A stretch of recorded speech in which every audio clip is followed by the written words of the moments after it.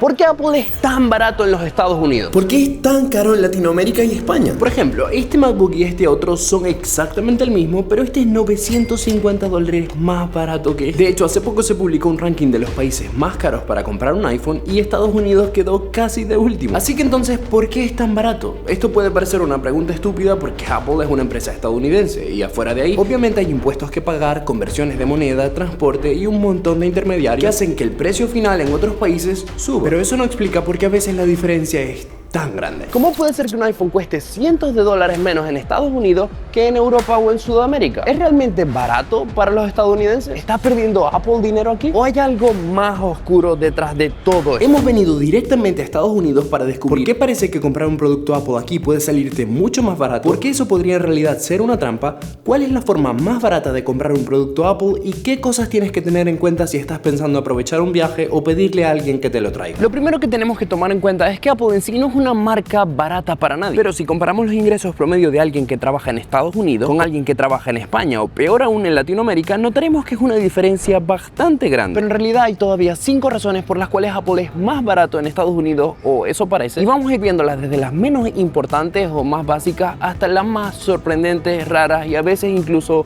un poco oscura. Porque sí, es más barato en muchos casos, pero también hay algunas cosas con las que tienes que tener cuidado. Y para ver la primera razón voy a configurar mi eSIM para poder mostrarte la página de Apple tan pronto como aterrice. Y te voy a mostrar a ti cómo puedes hacerlo si también tienes un viaje pronto. Primero descarga esta aplicación llamada Airlo. Después de iniciar sesión hay que escoger el país al que vas a viajar o incluso la región si vas a varios países distintos. Ahora seleccionamos uno de los planes de datos que tiene y si usas este código tendrás $3 de descuento en cualquier plan que escojas. Después de eso te mostrará cómo instalar la eSIM, que hace lo mismo que tu tarjeta de teléfono normal, pero es electrónica, así que tiene muchas ventajas y el proceso es súper rápido y fácil. Así tan pronto como aterrices tendrás internet. Esto hace que no tengas que depender de wifi públicos ni del roaming de la compañía que tienes localmente, ni tampoco hacer una cola para comprar una SIM de cada país al que vas. Así que descarga Airlo en el link de la descripción o en este QR y usa este código para el plan que quieras. Y ahora vamos que nos deja el avión. Para ver la primera razón, mira esta comparativa entre el precio del mismo iPhone en España, algunos países de Sudamérica y la de Estados Unidos. En este caso el ejemplo es un iPhone 17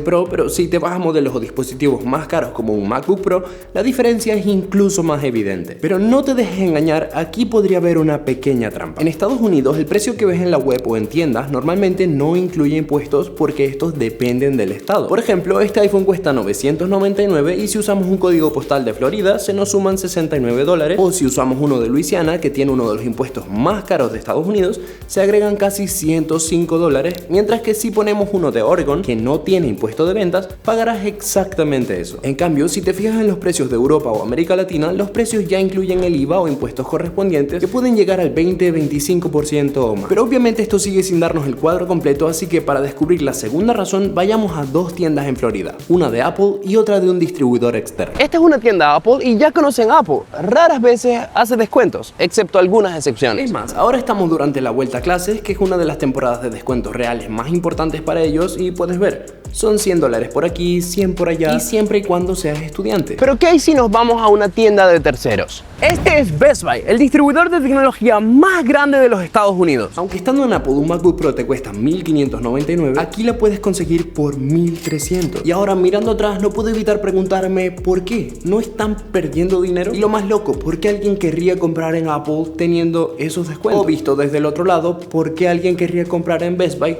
teniendo a Apple oficialmente ahí? Bueno, aquí es donde está la estrategia. Apple rara vez hace descuentos directos porque eso dañaría la percepción de exclusividad de la marca. Ellos prefieren que el precio oficial se mantenga intacto, casi como si fuera sagrado. Pero al mismo tiempo necesitan que sus productos se vendan en todos lados, obviamente, y ahí es donde entran los distribuidores como Best Buy. Apple los necesita. De hecho, para que te hagas una idea, Apple tiene 274 tiendas oficiales en todos los Estados Unidos, que está bien, pero Best Buy tiene 1056, por lo que el volumen de venta general es bastante más grande. Pero aunque parezca que sí, Best Buy no pierde dinero vendiendo tu MacBook más barato. Lo que hacen es, primero, aceptar márgenes más pequeños con tal de atraer clientes a su tienda. Segundo, hacer acuerdos con Apple para mover más volumen de productos, lo que también mejora esos márgenes. Y muy importante, ganar dinero vendiéndote otras cosas, accesorios, seguros, garantías extendidas o incluso financiamiento con interés. De esta forma, Apple mantiene su prestigio sin tocar el precio oficial y los distribuidores como Best Buy atraen muchos clientes con los descuentos. Todos ganan.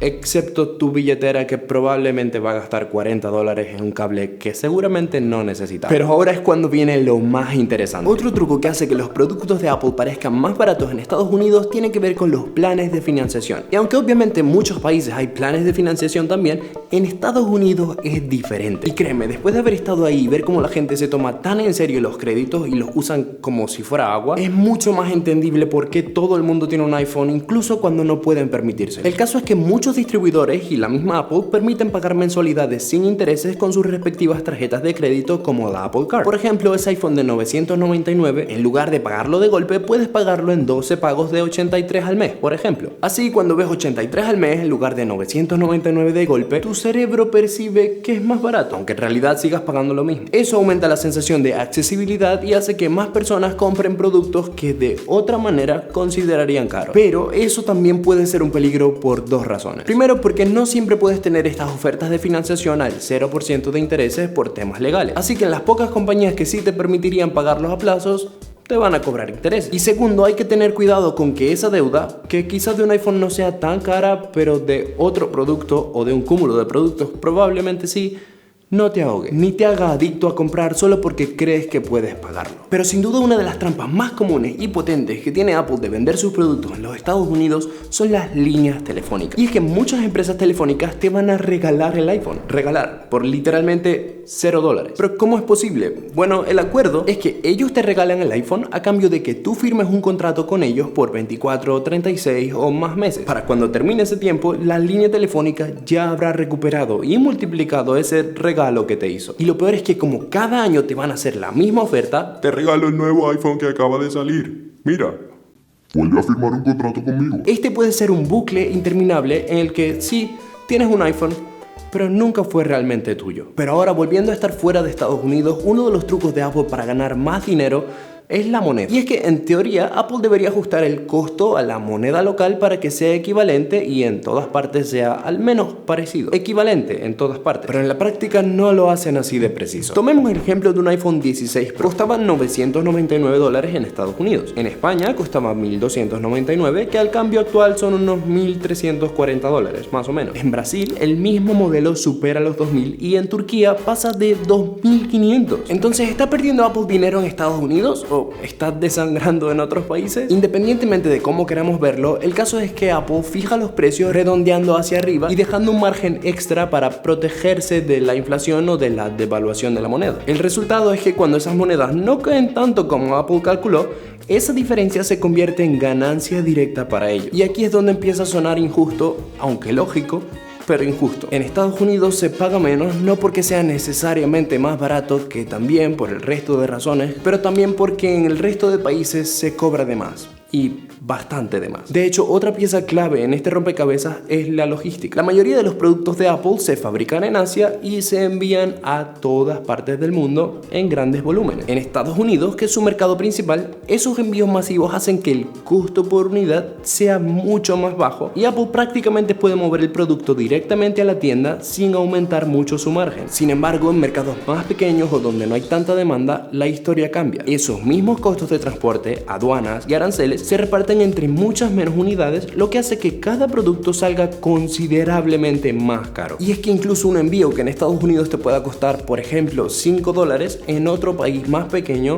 te puede costar 20 o 30. Y de hecho hay un detalle que pocas veces se menciona y que contribuye incluso más al crecimiento del precio. En muchos países Apple no vende directamente, sino que depende de distribuidores oficiales. Cada uno de estos intermediarios agrega su propio margen de ganancia encima del precio que ya pagaste por fabricación y logística. De hecho, estando en Estados Unidos comprando algo en Best Buy, uno de los chicos nos contó que hacía unos días, con el descuento que tenían de una MacBook Pro por $1,300, un hombre de Argentina había gastado más de $17,000 en MacBook Pros porque al llevárselas a Argentina iba a duplicar o incluso más su ganancia. Y obviamente los perjudicados de todo esto pues somos los consumidores. Apple lógicamente se va a asegurar de ganar o lo mismo o más por cada unidad que venden. Y ahora llegamos a la última razón y probablemente una de las más engañosas: las leyes de cada país. Aquí es donde Apple juega a ser una especie de lobo vestido de ovejita. Por ejemplo, en Europa Apple está obligada por ley a ofrecer 3 años de garantía mínima en todos sus productos. En Estados Unidos, en cambio, solo ofrecen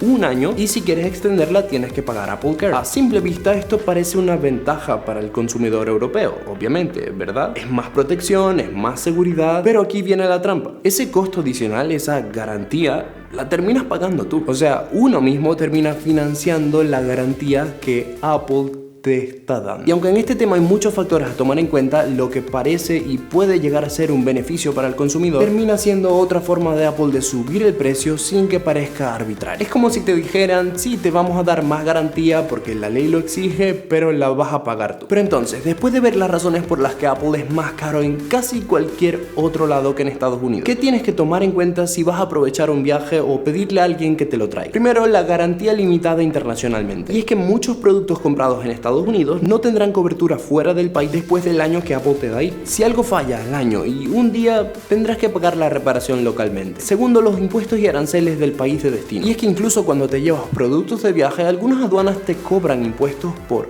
esos productos que compras. De hecho, todavía me pregunto cómo ese tipo que les conté que compró $17,000 en MacBooks hizo para pagar esos impuestos. Y otras últimas 2 cosas que tienes que tomar en cuenta. Tercero, la compatibilidad. Y es que los iPhones, por poner un ejemplo, funcionan igual de bien en todos lados, pero los modelos que se venden en Estados Unidos, por ejemplo, solamente tienen eSIM. Así que si tu compañía local no tiene esta tecnología o simplemente no quieres usarla, vas a tener un problema. Y por último, antes de comprar siempre trata de sumar todos los factores: los impuestos, el envío, aduanas, los riesgos, el favor que posiblemente estés pidiendo, etc. Espero haberte ahorrado dinero o un dolor de cabeza. Suscríbete si te gustó este análisis y nos vemos en el próximo vídeo.